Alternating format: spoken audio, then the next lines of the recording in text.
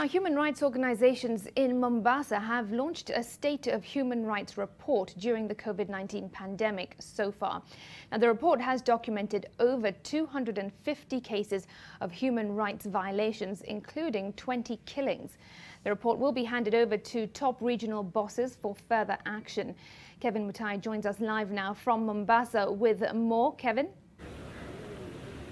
Well, Smriti, to be specific, the report has documented 291 cases of human rights violations, and 35% of these cases were reported in Mombasa. Remember, this touched across all the 6 coastal counties, Kwale following with 52 cases, and then of course also Lamu 35 cases, Kilifi 48 cases, Taita Taveta 12 cases, and finally Tana River reported 4% of the total number of these human rights violations. But of course also they've outlined even extrajudicial killings, and as well as the killings meted to residents by criminal gangs. But quickly, let me just join the Executive Director, Haki Africa, Hussein Khalid, to just bring us up to speed and perhaps tell us the key highlights of this report and further recommendations to the authorities.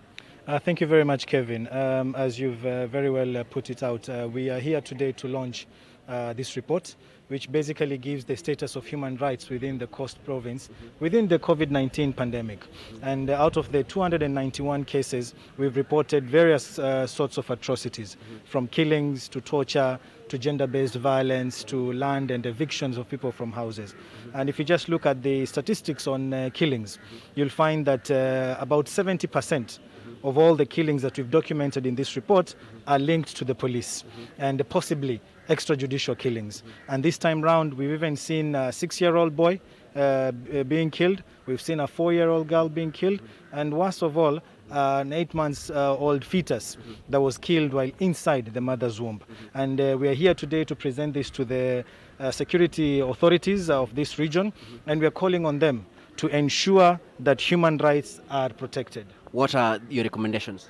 One of the key recommendations, for example, we're saying that we've seen the COVID-19 measures have actually negated the enjoyment of human rights in the country. So one of the recommendations we're saying at this point in time, we actually need to review the COVID-19 measures. For example, if you look at the curfew has greatly impacted on the enjoyment of human rights. If you look at the cessation of movement, people can no longer access police stations, people can no longer access places where they can report cases. Okay. Yes. Thank you so much. Smriti, this report was filed from March to May 31st, and right now we're waiting for top police bosses from the region, including the Regional Commissioner John Elungata, the County Police Commander Rashid Yakub, among other security organs who will be receiving this report. Perhaps we'll also get to hear from them what they have to say, and of course we'll compile a comprehensive story with regards to this particular report in our subsequent bulletins. Back to Smriti.